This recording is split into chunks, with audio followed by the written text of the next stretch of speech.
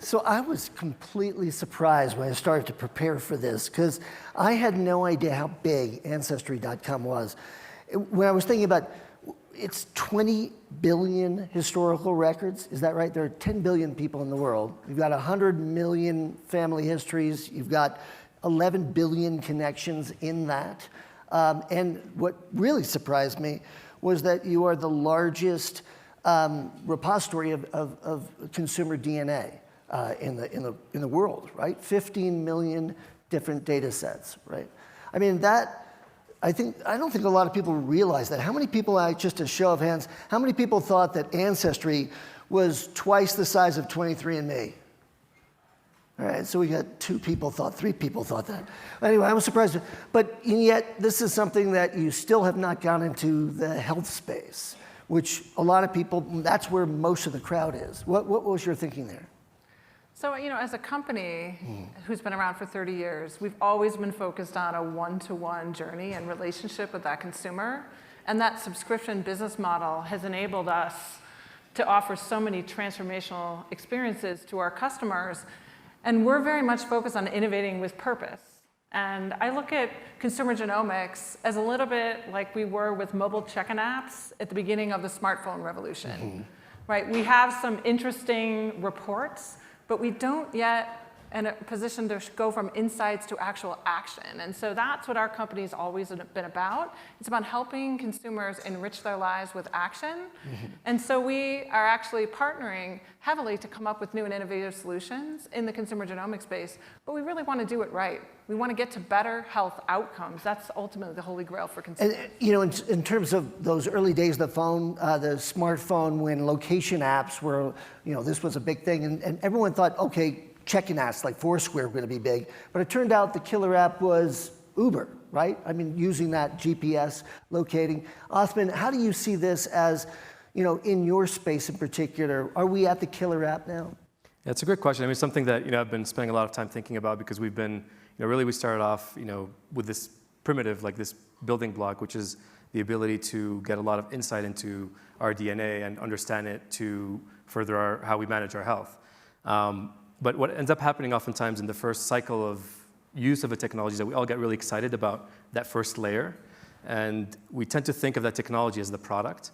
And I think the thing that struck me in kind of thinking about this was around how, in the era of with GPS data, we were all focused on like this simple application, which are check-ins, whereas there was a much, much bigger application.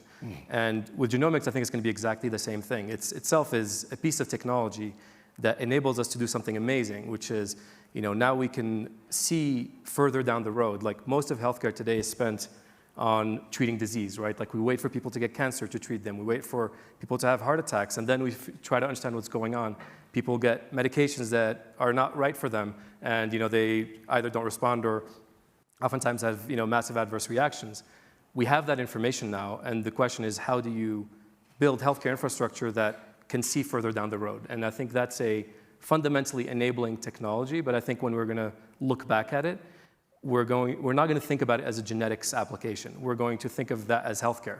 We will just be able to assume that our pharmacy cannot give us a medication that's going to kill us, but that should be just how healthcare works. So that's a great point. And we think about genetics as this underlier of health, but your team published a paper in Nature last year, which actually looked at the basis for longevity, the drivers on longevity, and genetics were actually low down on that totem pole.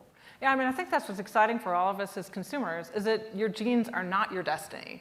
And that, for us, is one of the reasons I think we've taken our time in this space, because it's only one signal. And we've always had powerful network effects in our family tree network, as well as our genetic database. And if we can combine that family history understanding, right, your hereditary heritage and your longevity, combine that with phenotypic information as well as your genetics, we can get to polygenic risk scores that will be incredibly powerful. And one of the drivers, the key driver for longevity you mentioned was your spouse. Yes, right? I hope everyone in here chose well. Yeah, so that's key. So we've seen obviously tremendous interest in this direct-to-consumer and consumer-activated gene testing. It's been likened to the sort of second most prevalent hobby after gardening is one thing. I think that study has actually been thrown out, but in any case, it's very, very popular. But yes, I guess last week we saw a bit of strange news in the industry. Illumina, which makes all those genomic sequencers and arrays, they missed their earnings by quite a bit, and they actually downgraded their forecast for the year by half, and blamed that largely on the sort of lack of sales in the sequencers for this array of companies that are doing this. Is this a top? Are we near a top? Are we refiguring out what we want to do with this technology? What do y'all think? My sense is that it's hard to draw conclusions from one data point. Illumina is a very important company in the ecosystem, but I tend to look at the opportunity side. So when you think about a third of our entire GDP is in healthcare, right, and you think about the opportunity to actually help people live healthier lives, what we need, as we talked about earlier, is we're in that early stage. We need better applications. So Ancestry, by far, has been the biggest single killer app in consumer genomics so far. And now, as we advance additional applications, we'll just continue to see the market grow. Mm-hmm. And Othman, one thing to add also to Margo's point here, too, which I totally agree with, which is, I think when you take a big step back, like at least $20 out of every $100 that every person here makes goes to healthcare. But when you compare it to our healthcare experience compared to the rest of our lives, like over the last 20 years, the internet and technology has reinvented how we shop, how we, bank, how we listen to music, how we get transported to different places. But our healthcare experience has fundamentally not changed in a meaningful way, and arguably gotten much worse. And so the disconnect between how much we're spending and the value that we're getting out of healthcare is so massive right now. And I think that represents literally probably the biggest kind of human and entrepreneurial opportunity of our generation. And when I think about a company like Illumina, I mean, they are providing one of the kind of key building blocks that enables us to digitize healthcare in a fundamental way. And so I think, the long arc, I mean, is it's massive. So I think we're just seeing kind of these transitions going into mainstream where just this year we've been seeing so many health systems literally starting to, use genomics in routine primary care, which would have been unthinkable even a year ago. So I think it's we're very much at that transition right now. Yeah, when I think about ourselves, just as you said earlier, passing the 15 million mark and still growing in millions, right, this year, there's no slowdown in consumers' interest in understanding more about themselves. And our customers continue to tell us that they want us to take us on more journeys of personal discovery. I also believe that consumers and one-to-one relationships are what will eventually propel this ecosystem in collaboration with the healthcare system. And it's something Othman and I have talked about a lot, which is the healthcare ecosystem is complex. We need to think about consumers and doctors, both as our customers, and we need to design solutions that are integrated. But at the root of it, consumers tend to propel a lot of these technologies. And if we can make it easier for consumers to gain understanding and get to action, I think we'll see this continuing to accelerate. And Othman, on that point, you pivoted your business pretty recently. I mean, it went from, and still individual consumers can order the test through a doctor or through a doctor you provide on an app. But a lot of what you're doing now is doing these deals with big companies, Levi's, Visa, SAP, Salesforce, and hospitals as well, where they are either giving their employers discounted or free access to these tests. It's focused more on population genetics. That's actually something also that you guys are converging in this area. Yeah, I think the way I think about it is again, I think genetics is a technology. It's not the application. Right. I think there are a few kind of major applications that this technology is going to enable. I think there's an incredible kind of consumer-based kind of application, for around heredity and families, et cetera. I think healthcare is obviously a massive one, and the way healthcare works is that it is fundamentally a kind of population-level investment. In general, as consumers, we don't invest that much in our own healthcare. It's a social good that we invest in one way or the other, even in the US, even though in the US we pretend it's not, but we still do pay for it one way or the other through employers. And so what we realize is like we're starting to see these major kind of institutions now starting to use these technologies and moving into the kind of more population-based healthcare. And so, so things like that like have become a big focus for us. Like we're doing 1 million people with NIH in a program called All of Us. And so now we're starting to see these scales that were just seemed fanciful even a few months ago or a year ago. So 1 million people in the All of Us and Color is doing that. I mean, this is expanding since recently, hasn't it? Or? Yeah, so it's a multi-year NIH program. It's the largest population genomics program in the world, and we have a collaboration with the Broad at MIT, which is kind of one of the big kind of venerable institutions in genetics, and so together with them we're doing most of the kind of sequencing and downstream interpretation of all that data, as well as what's actually exciting about that is including returning. Like part of that program is returning results to all those people, and that's going to be very unique because historically these large programs, when they started off as research, did not give data back to people, whereas now this is actually integrating into clinical care and giving every single person results back. So I have to ask you both about the privacy question, because even when you de-identify the data, much of what Ancestry does is it combines this extraordinary amount of historical record and family history and very personal information with these genetic tests.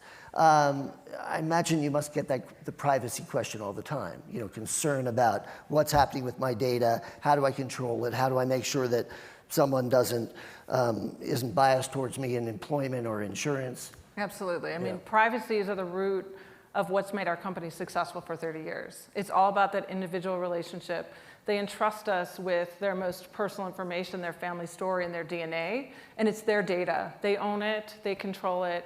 We're completely transparent about what we do and how they can own their data at all times. Right. And for us, I think that's really enabled us to continue to innovate and have them trust us. We actually are one of the most trusted brands among the top 20% most trusted brands. So recently, though, you just to follow up on this, you added a whole series of historical records and databases to your arsenal here, and one of them, or one group of them, has to do with immigration and naturalization and citizenship.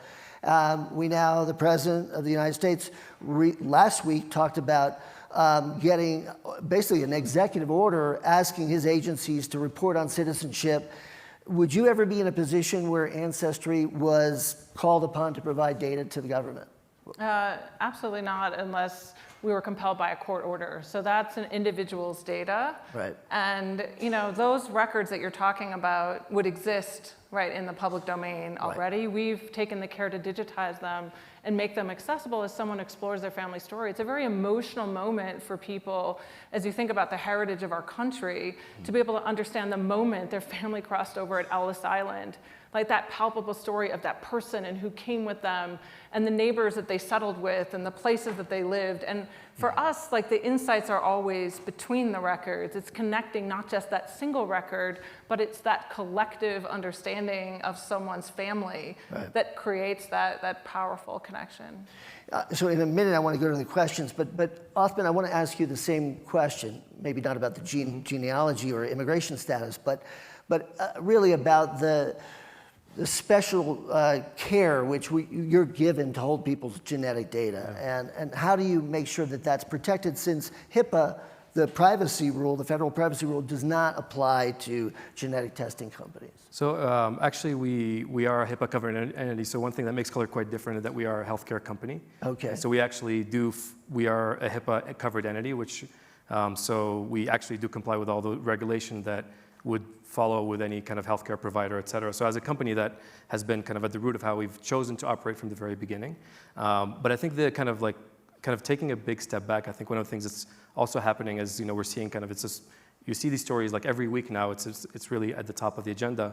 And I think, it's, as a community, we're kind of internally negotiating how we're going to govern that data. And I think one thing that's really important, and I think a good thing about this current cycle, is that it is very much driven by consumer choice. And I think, having people have agency over choosing the brands that they entrust with the most critical information, I think is a key part of actually making the system more secure. Because it's when you have companies that are not beholden to you, that are behind the scenes, that where you're not their customer, but they're using your data, that's when I think your data is most at risk. When you see, because I think that's why you're seeing even companies like Apple, et cetera, making privacy such an important part of the agenda. And I think with health information now that consumers have that choice, that's one of the dynamics going to be the most important in making it secure, actually. And I just want to build on that. I truly believe that business models drive decision-making in a company. And we've been around for 30 years, focused on a one-to-one relationship with consumers on a subscription basis. Every innovation we've ever taken is on behalf of that individual relationship. Our customer is never the product. We are always focused on what we are doing to enrich their lives. And I think that alignment is deeply important. And I think consumers really need to think about who they are doing business with and what is their business model. So let's see if we have some questions in the audience. Can we get, raise your hand and we'll get a paddle to you. Anybody? Somebody? We got one right over there on the left. If you raise your hand real high. Oh, we got somebody else. A quick question here. Yeah. Ashamara with Baron Capital. Question regarding Illumina. I mean, a company that is in the crux of this huge growth opportunity and is growing mid-single digits. For those of us trying to understand what's happening, do you think it's an air pocket where pricing is just coming down faster and the new applications like wet biopsies and such haven't taken off yet? What's your best guess on why a company like that isn't growing faster? Yep. I'm sure. happy to take that. Obviously, I'm very biased because I'm in the space, but at least based on what we're seeing, I think that what is happening right now is that you are actually having the system figuring out how to do these deployments at scale. And at least we're interacting with dozens and dozens of health systems, all of whom are trying to do population genetics. And a lot of people are going through the reinvention of the same wheel. And that's where Color, for example, has been very unique, is that we effectively encapsulate that into almost like a plug-and-play model so that people are not reinventing how do you build a lab, how do you make it secure, how do you return results, et cetera. Like it's doing that end-to-end application that is, I think, kind of working its way through the system. But I mean, at least from what we see, like the amount of interest is, hasn't been higher since we started the business. Well, it's interesting, though, the pricing question is interesting because, everyone uses the terms that it took 10 years and $2.7 billion to code the first genome. We've seen the cost of whole genome sequencing go way, way down to about $1,000, where it seems to have plateaued a little bit. But we've seen other kinds of things like genotyping versus sequencing, which is Ancestry does. We've seen, whole exome sequencing, but then we've seen little SNPs and things like that. So one proxy for you is like when we roll out with large institutions and people have the choice whether they can opt in, we'll usually get between 30 to 50% of an entire population that signs up off a few emails. So that gives you kind of a sense of like kind of the addressable market. And I think what really has been happening right now is like, really that business model around how does it kind of add up to make it worthwhile to do for the population. And I think we're there now, so. Yeah. And just to build on that, I think the same thing's true on the consumer side. It's sort of interesting to get a set of reports, but if you can actually get to meaningful action for you as a consumer, I think that will make it much more compelling, for people to adopt on the health side en masse. And I think that's the problem and the application that we have to solve. Ancestry continues to be incredibly popular on the array side. So let's see, we had a question over here, right here. We have a paddle in. Hi, Paulina with Fortune. This question is for Margo. I think you recently partnered with Helix and 23andMe to kind of lobby lawmakers around genetic data protection. I'm curious to hear how those conversations are going and what the coalition's purpose is. So we started this over a year ago. As a leader, I think every company has a responsibility in their category to really help where there is no regulatory framework to try to create one. So we pulled together with the leaders in our industry, ourselves, 23andMe, and Helix, and we created a set of genetic privacy standards that we all agreed to abide by. We made it extremely public. We tried to set it at the highest forward-looking bar. and then encouraged all the other players in the industry to sign up for that same commitment, color amongst them, so that consumers can have the confidence, no matter where they live, to feel that the companies in this industry have stated in a clear and public way what they stand for, what they can expect. And so that for us is, I think, an important contribution, to the framework as it needs to advance. Is there a genetic test for eyesight? Because I looked over there and I couldn't tell that was my colleague, Paulina. And okay, so we've got a question right there. Yeah, so this question is from Margaret. Have you found the use of DNA databases by law enforcement has affected your business as they've used it to track killers like the Golden State Killer, et cetera? So we as a company do not cooperate with law enforcement unless compelled by a court order. There's a well-established legal framework, and we also, since 2015, has provided a transparency report of all the requests we've ever received. In fact, in 2018, we only had 10 requests, and they were all related to sort of credit card and other fraud, never a genetic request. So as a company, I think we feel that we operate at the highest standard. There is no question that in the industry as a whole, the fact that other actors in the industry have chosen to go down a different path and not meet the standards of the leaders in the industry, it questions in consumers' mind, and I think it's incumbent on the leaders in the industry, Othman and I were talking about this earlier, that we set the highest standard and that consumers understand that they do have a choice, that they don't need to be in that situation. And it's important that they understand that there are real differences between companies. But it's a great question because, in that company in particular, through which they found the Golden State Killer was an open source genetics company. I think people thought it might have been Ancestry, but it wasn't. But it does, in this day and age where there's so much concomitant data that's associated with, where you can find out, from zip codes and, height and weight and whether they're married or not and whether they voted in the last election. You can identify people pretty closely if you have even a little bit of hint about who their genetic identity might be. So we're in a new age of information where it's harder and harder to keep privacy or to keep anonymity as strict as one would think. I think that's true in many areas, whether it's carrying your mobile phone around and you have a geographic footprint.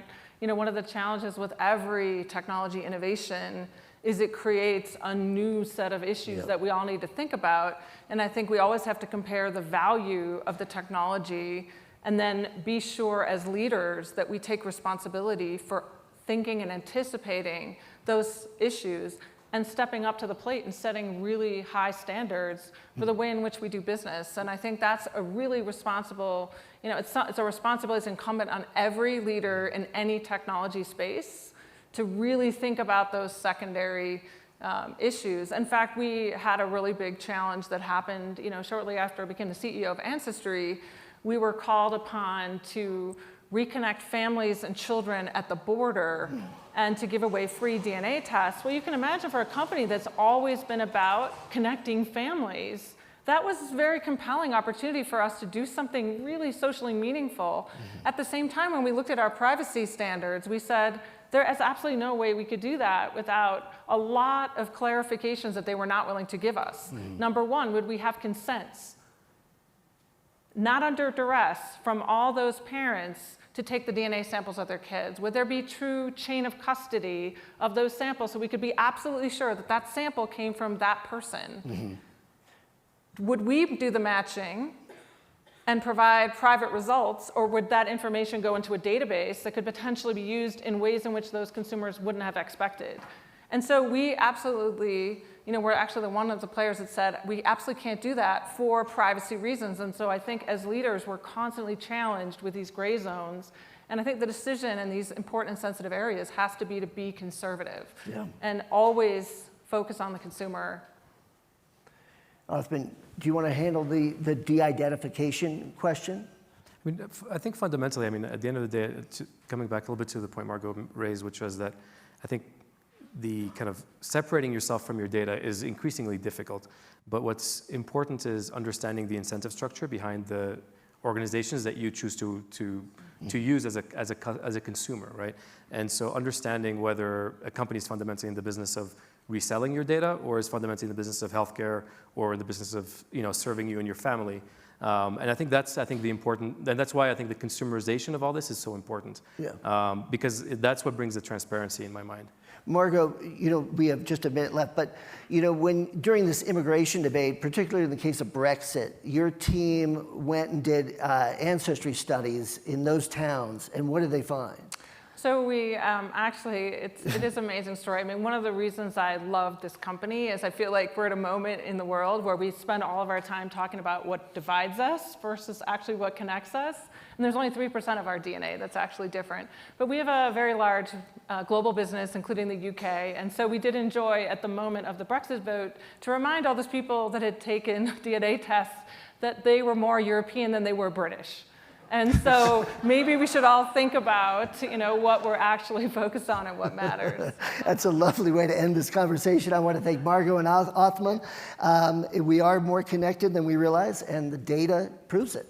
Yeah, thanks very much. Thank you.